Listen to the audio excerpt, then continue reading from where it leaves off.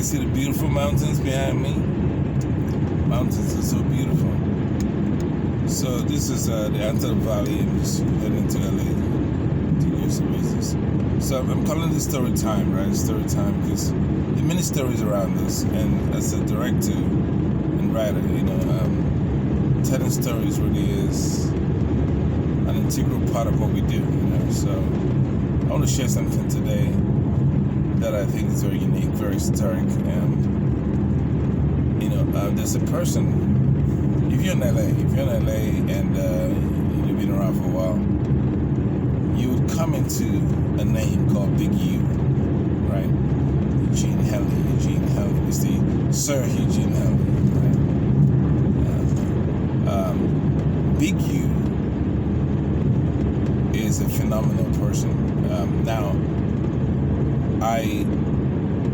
This is about how I met him. How I met him. Very interesting story. Now, I won't make it a story about Big U if I didn't think it was important to any. I didn't think it was something that would shed some light on who this man is. I only know very little, like 1% of who Big U is. I don't do business with Big U. It's not in my circle. I want to do business with Big U, but this is not what this video is about, right? More importantly, I want to learn from his business moves. That's more important to me. It's not about fame or trying to get some clout. No, it's not that. This is about humility. To be honest with you, the only aspect of Big U I will talk about today and now and ever, because like I said, I don't know him very well, but I've met him, and the circumstances in which I met him is what I think is great, because it's good to know this part of a man, because sometimes when you admire something about a person, it's good to share it. It might be a side of him that you don't know about. So I want to share this little part of Mr. Big U that I think it's important to know. Especially sometimes we live in a world where people don't really give props. People just do their thing, like or be on a negative vibe. I'm not into that. I don't do that, right? So everybody's growing here, right? So a few years ago, I was teaching in high school, and while I was teaching in high school, in fact, I taught at Lock High School for about 7 years. Lock High School. If you know LA, Lock High School is hardcore. Gangsters. You know what I'm saying? If you know LA, Lock is no joke, right? So, but I taught there for 7 years, and I moved on to teaching college for another 7 years, and so on and so on. And there was a time I wanted some extra income, so I got back into subbing. Subbing means substitute teaching, right? So I was subbing in LA, all around LA. So I had the privilege of being in so many schools. I mean, I'm not gonna lie to you. I'd fight sometimes, Braveheart, it went down for real. Like it really went down. So, but anyway, one of these days I was actually subbing in a school in LA on Crenshaw. No, that school is on Slauson. Not sure what the cross street is, but it's on Slauson for sure, right?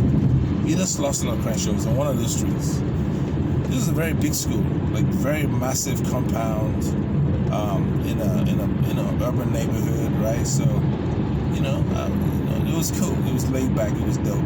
I was teaching something like a continuation class. Like it wasn't a full class, like 5 or 6 guys in there. So we bonded. Got close to them, explained. I was there for just one day, so I was there to impact them quickly and leave. So I had just one day. So we got into so many conversations about the task in class, like it may have been algebra or something. I was just dealing with whatever was going on. Academically, we were on point, right? At this point, I had my MBA, so I was coming back into subbing just to get some bread. But at the same time, I had experience and impact I could make on those young kids. So there was some very cool young men in the class, and we'll talk about music, and we'll talk about Nipsey. As we began to talk about Nipsey, I said, really, Big U is a dope person I'd like to meet. He's really, I like the way he helped Nipsey come up, and this is way before Victory Lab. This is like around the time Nipsey was doing I want to say Crenshaw had come out at this point. It's not too long ago. Crenshaw mixtape was already out, or it was around that time. So, Status Symbol, there's even some songs with James Felton Roy. We're breaking down the Nipsey Crenshaw album. And while this was going on, one of the kids came into the class, just like a regular kid came and said, yo, did I hear somebody say Big U? I said, yeah, Big U. So he said, oh, guess what? His wife is the principal of the school. I was in shock. I was like, what? What did you say? He said, Big U's wife is the boss of the school. So I was taken aback with that. So I was like, yo, are you serious? He said, yeah, for sure.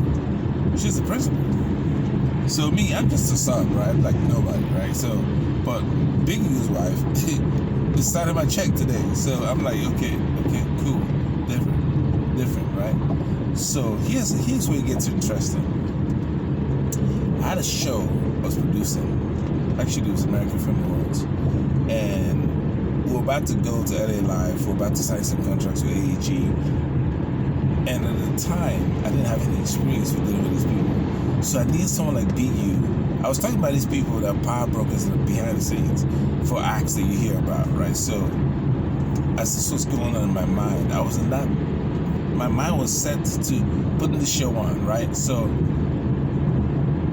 and when this kid said his wife, Big U's wife, worked at that school, I couldn't wait for lunchtime. Once it was lunchtime, I went straight to reception. I was like, yeah, excuse me, does Big U's wife work here? They said, yeah, she works here. She does work here. So, but she's not here right now. So, about an hour later, class is not over yet. So I'm like, maybe like 2 hours into class. So I go outside, I see this black Mercedes, beautiful black Mercedes. They say, oh yeah, that's principal's car. So right away I knew, it makes sense. Big U's wife, she's a boss. Like, not trying to be a boss. She's actually the boss. She's the boss of the school. And this school is big. Mind you, I'm just a sub, right? So I tiptoe into the conference, like the front office. And everybody's looking at me like, what's his problem? These people in class, right? So it's break time, I'm like chilling, right? So I go to the lady, I said, are you Big U's wife? She said, yeah. I said, get out of here. She said, listen, Big U is at home sleeping right now, right? Do you want to meet him? I said, no, never. No, don't do that. Don't wake him up. I don't want to meet, no, don't do that. I just have an idea for the show I'm producing, and for some reason we got talking about Nipsey, and then Big U came up, and then they're like, Big U's wife works here. That's all, please. So she smiles, goes back into a board meeting or whatever she was doing. I go back to class. So I'm chilling in class, right? I'm like, yeah, guys, you're here for, yeah, you guys are right. That's Big U's wife, for real. She definitely is Big U's wife. So, first of all, I got her number, because, she's my boss to begin with. That's, the pay is connected to her. Jeff's signature is my pay. So I got that first. So, I'm now back in class chilling, right? I'm not even thinking about anything. I'm like totally just, back to class. We had some assignments to take care of. I was dealing with kids, right?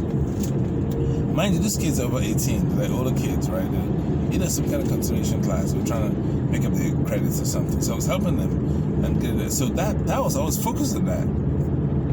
Now picture this. I'm doing this in class with these kids on a circle working. And it's a big classroom, like 40s, 50 seats, right? And I did not think anything of it. I was just working, focused on my job, right? Next thing I see, the next thing that crossed my eyes was a tall, 6'4" or 5" dude in blue, sports like jersey, shorts and a jersey, just walks into the room. You know how Big U sounds, like he's like a giant. So he walks into the room. I couldn't shake my pants. I had to hold myself together. So he walks into the room and says, "Are you Frank? Nice to meet you. I heard you looking for me." So as soon as he said that, I was like, boy, this is this dude in person. He's in person. He's in the room. He's coming straight to me and is asking me what I need. Like, what do you need, bro? So I'm like, this is power. Like, what shocked me is the fact that this dude was in his house. Yeah, somehow his wife told him that this little guy wants to meet him, and he came to the school humble. To me, he's a king, man. That humility shocked me. I couldn't speak to the guy. I could not say anything to him. It's like you're in a small music program in kindergarten, and Quincy Jones walks in. Like, you can't say anything. So my deal, I was telling you, hey, everything I was doing with LA Life ended right there. I wasn't talking about it. I was just trying to survive this humility of a king walking into the room. Like, I mean, I hate to think that I wasted his time, but I know in the future I work with Big U. But the point is this. I want you to know the kind of man you're dealing with. If you're dealing with Big U right now, you may not know this part of him, but his humility shocked me. He didn't have to come to the school. He didn't have to get dressed and go. He didn't have to do anything.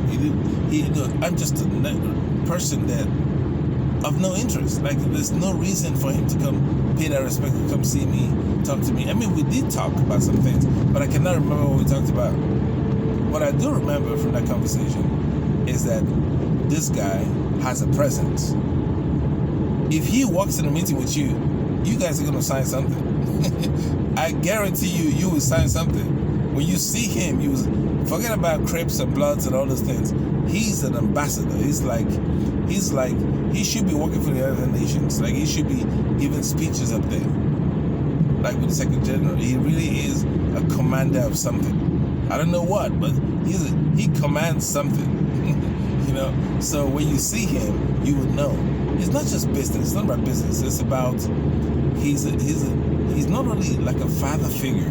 He's almost like, I mean, he's a young father, but there's a father figure of power amongst young black kids, conscious, trying to get this thing. You know, the street consciousness is one thing, academic consciousness is another thing, spiritual consciousness is another thing. But you know, and forgive my language for cursing, but you know, it was so much to take in at one time, and you know, you have to just see that, you know, some people are just humble. It doesn't matter how great they are, they just humble. And I think the bigger the star, the more humble they are. I've met people that are just nowhere yet, but they're just too proud. But I learned so much from meeting Big U. I'm checking in. Those that know what, you know, I've checked in. So I'm checked in, and I know that he's a good dude. He's a real good. He's a stand-up dude. Just his. I see by their stripes you would know that. You know, I've seen the way he carries himself, and if you notice, he's not about the BS. You know, so that's why I need to, you know, employ his time at some point and see if he can help me with some things and partner with him on some things. But that's all. That's what I was gonna say. So this is how I met Big U. Powerful dude, good dude. And I thank his wife also, because she didn't have to persuade him to come to school to see me. You know, I appreciate that. She had power and humility, and not only that, her ingenuity, because she has to be innovative to even have her husband come through. That shows how, you know, back then I wasn't set up with American. Now I am. Now I can actually do business with Big U. So it shows you how a wife can pull her man in and get a deal done.